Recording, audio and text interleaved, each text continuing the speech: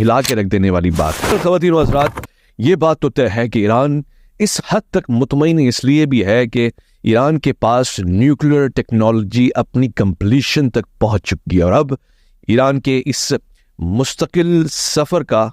وہ نتیجہ آنے والا ہے کہ جس کا انتظار اس نے برسوں کیا۔ یعنی یہ بیلسٹک میزائل ایران بہت پہلے اسرائیل پہ داغ چکا ہوتا، اور پھر داغا بھی وہ وقت آپ کو یاد ہوگا جب ایران نے اسرائیل پہ حملہ کیا تھا اور لوگوں نے کہا تھا کہ یہ تو بہت معمولی سا حملہ ہے، اپریل والا حملہ۔ اس وقت بھی ایران مطمئن تھا کہ جنگ ہو سکتی ہے، مگر اس وقت ایران کا نیوکلیئر پاور پلانٹ اپنی کمپلیشن سے چند روز یا چند ہفتے دور تھا۔ آج ایسا نظر آ رہا ہے کہ سمنان میں ہونے والے ان جھٹکوں اور ان زلزلوں سے دنیا میں یہ خبر عام ہوتی جا رہی ہے، مگر خود ایران اس کا آفیشیل اناؤنسمنٹ کرنے سے ذرا پیچھے ہٹ رہا ہے۔ شاید اس میں سیکشنز کا اضافہ ہو۔ بہرحال اس وقت دنیا میں ساری سیکشنز ایک طرف اور ایران پہ لگی ہوئی، یعنی ایک کنٹری پہ لگی ہوئی سیکشن ایک طرف ہے۔ لہٰذا یہ کہا نہیں جا سکتا کہ سینکشنز کا بھی کوئی خوف ہو سکتا ہے، مگر اس وقت چونکہ مومنٹم ایران کے پاس ہے، وہی مومنٹم جس کا ذکر نیتن یاہو اسرائیلی وزیر اعظم کر رہا تھا کہ ہم مومنٹم میں ہیں اور ہم یکے بعد دیگر نشانہ بنا رہے ہیں، اب گیئر شفٹ ہوتا نظر آ رہا ہے۔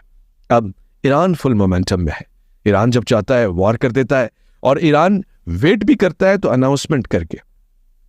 حالیہ طور پہ ایران کی عسکری قیادت نے یہ اناؤنسمنٹ کیا ہے کہ کوئی بھی عرب کنٹری، کوئی بھی گلف ریجن کا کنٹری اگر اسرائیل کے میزائلز یہاں تک پہنچانے، ویپن یہاں ڈیلیور کرنے یا پھر ان کو ایئر اسپیس دینے میں ساتھ قرار پایا یا نظر آیا کہ وہ ان کا ساتھ دے رہا ہے، تو اگلا میزائل ایران اس کنٹری پہ مارے گا۔ کیوں؟ کیونکہ وہ وار میں، جنگ میں اسرائیل کا ساتھی ہوگا اور اب منافقت نہیں چلے گی۔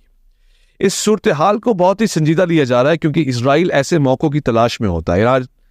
کسی بھی طور سے اس کے اپنے اسلامی ممالک کے ذریعے گھیرے میں آ جائے، اس سے اچھا کیا ہو سکتا ہے؟ اب ایران بھلا اپنا نیوکلیئر پاور پلانٹ یا نیوکلیئر بام کسی اسلامک کنٹری پہ تو مارنے سے رہا، اس کے نتائج بہت سنگین ہوں گے۔ ایران کے پاس نیوکلیئر بام ہے اور وہ اس کا استعمال کر بھی سکتا ہے اگر اسرائیل ڈائریکٹلی جنگ میں آ جائے۔ اگر اسرائیل ڈائریکٹلی جنگ کا اعلان کر دے تو بہت قریب ہے کہ یہ ساری کی ساری جنگ ختم ہو جائے ایران کے ایک یا دو نیوکلیئر بام کے بدلے میں۔ ہاں، مگر امریکہ ایسا نہیں ہونے دے گا، اور امریکہ کو انتظار بھی اسی بات کا ہے کہ کس طرح اب بات ڈائیلاگز کے اوپر آ جائے، بات مصالحت کے اوپر آ جائے اور بات ختم ہو جائے، یہاں تک کہ یو ایس اے میں الیکشنز ہو جائیں اور اس کے بعد آگے کا لائے عمل طے کر لیا جائے۔ مگر سوائے اس کے کہ اگر بائیڈن کی حکومت چلی جائے اور ٹرمپ وہاں پر واپسی آ جائے تو حالات مختلف ہوں۔ ادب وہ اعلان جو میں نے آپ کے سامنے شروع میں کیا تھا اس کو کمپلیٹ کر دوں کہ اس وقت دنیا کی 10 نیوکلیئر کنٹریز ہیں، اور ان کا نام آپ کو یاد ہونا چاہیے کیونکہ اتنی ساری کنٹریز میں یہی وہ کنٹری ہیں کہ جن کے ساتھ کوئی بھی جنگ کرنے سے پہلے لاکھوں کروڑوں مرتبہ سوچے گا کہ اگر ہم نے ان کو مارا تو خود بھی نہیں بچیں گے۔ سب سے پہلے چائنا، اس کے بعد U S A, France, you کے، اور اس فہرست میں پاکستان اور انڈیا بھی آتے ہیں۔ نارتھ کوریا بھی اس میں شامل ہے، اور اس کے بعد رشیا یا پھر اس زمانے کی سوویت یونین بھی اس میں شامل ہے، اور اسرائیل۔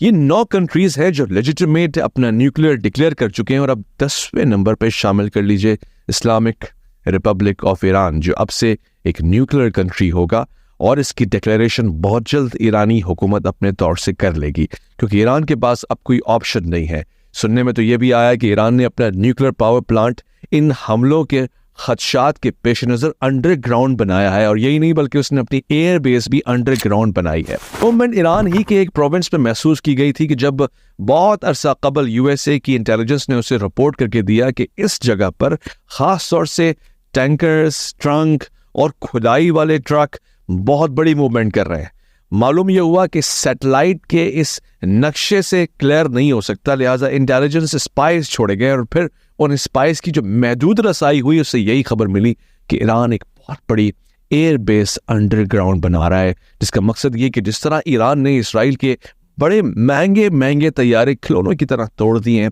ایران کے ایسے مضبوط اور معروف ہتھیار کہیں پانی نہ ہو جائیں، لہٰذا اس کو محفوظ رکھنے کے لیے ایک انڈر گراؤنڈ بیسمنٹ بنائی گئی ہے جس تک رسائی ممکن نہیں ہے، اور اسی کے ذریعے ایران اپنے نیوکلیئر پاور پلانٹ کو ایکٹیو کر سکتا ہے۔ اس خبر کی صداقت کو اگر آپ چند دنوں تک نہ دیکھیں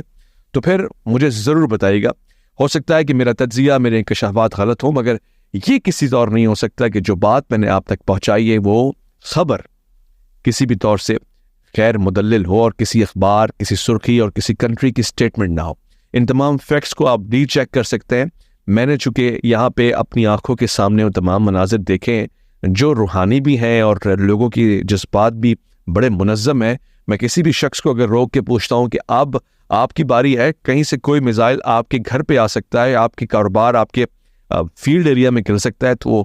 خوشی سے کہتے ہیں کہ اس سے اچھا کیا ہوگا کہ ہم جس شہادت کی آرزو رکھتے ہوئے دن کی 5 نمازیں اور جمعے کے خطبات سنتے ہیں، ہم اس سے بغل گیر ہو جائیں اور پھر آپ ہماری قبر پہ اس بہانے آ کر فاتحہ کر دیں۔ اس جذبے کو عجیب جذبہ کہا جائے تو کم نہ ہوگا۔ دنیا کی بڑی بڑی قومیں اس جذبے سے محو حیرت رہ جاتی ہیں، مگر اس وقت انتظار ہے اسرائیل کا کہ جو یہ جانتے ہوئے کہ ایران کسی بھی طور سے اپنا نیوکلیر اسی کے اوپر ٹیسٹ کر سکتا ہے، آیا جوابی حملہ کر رہا ہے، کرنے والا ہے، اور اگر کرے گا تو کس جگہ پر کرے گا۔ شکریہ۔